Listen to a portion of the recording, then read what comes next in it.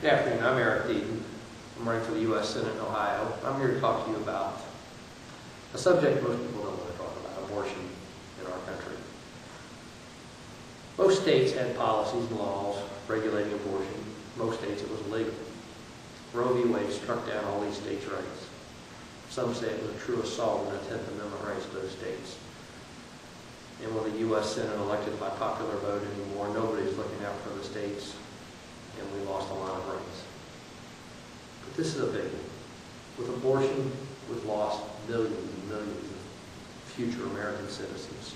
People that could work hard, be innovative, bring new products to fruition, drive our economy, and bring up the next generation of Americans. It's hard for me, as an engineer, who believes in the scientific method and good reasoning and common sense, to determine any other point that a human life should be protected than at conception. When that embryo attaches itself in the uterine wall, it is genetically human. It will become a baby. It is growing. It soon resembles a human child. It may not look exactly like a human child, but a baby doesn't look like an old man either. But it will become a child. The Lord tells us to protect the innocent. And what could be more innocent than an unborn baby? We have laws that if a woman is murdered and she's pregnant, that sometimes the criminal can be tried for 2 murders, even though the baby was unborn. So on one hand, you have the government saying it is a life, and on the other hand, you have the government saying it isn't. To determine that that baby-to-be is a life at conception, or at the end of the first trimester, or the end of the second trimester, or a day before they're born, is completely gray area. It's an arbitrary decision.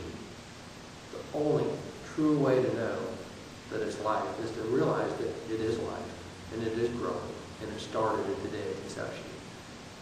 Everything else you'd argue about forever. We need to stop arguing as a nation. Protect that life that's guaranteed by the U.S. Constitution. Allow those babies to be born. I realize it's hard for a young woman who's been raped to bring a baby into the world. But the innocent child is not the criminal, or not the one wrong. We as American people need to be willing to stand up and adopt those babies when their mothers can't take care of them and they're not fit to. We need to provide the assistance and relief needed to protect that life. Now, I know the Catholic Church for years has ran many orphanages and taken in a lot of children. And they've taken the hardest, strongest line against abortion and birth control. And I commend them for what they have done. But as a nation, we need to do it together. So that these women in the hard spot realize that that baby should be born and it will be taken care of. And that they're doing their duty to their God, to their country, for saving that baby. So if you're looking for a guy that's pro-life, then look no further than Eric Deaton.